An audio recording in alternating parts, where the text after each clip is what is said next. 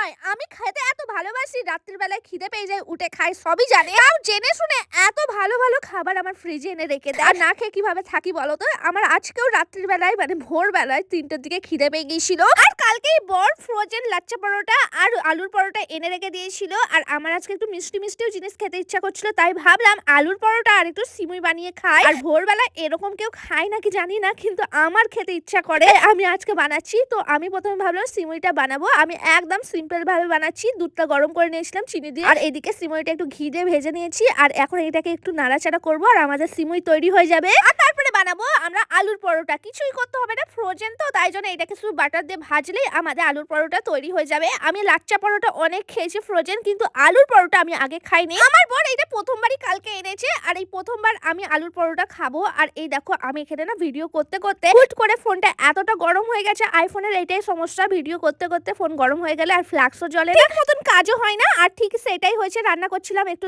আগুনের তাপ লেগেছে, ফোনটা গরম হয়ে গেছে বলে ফ্ল্যাক্সও বন্ধ হয়ে গেছিল। তাই এসি রুমে কিছুক্ষণ রেখে দিলাম। তার মধ্যে আমার দুটো পরোটা ভাজা হয়ে গেছে, আর সঙ্গে সিমুও হয়ে গেছে। আমি নিয়ে চলে এসেছি রুমের মধ্যে আমার আলুর পরোটাগুলো। এই দেখো ভেতরে এরকম পুর দেওয়া ছিল, খেতে কিন্তু মোটামুটি ভালোই লেগেছে। তো তোমরা কোনোদিন আলুর পরোটা খেয়েছো নাকি কমেন্ট করে বলো, খেতে অনেক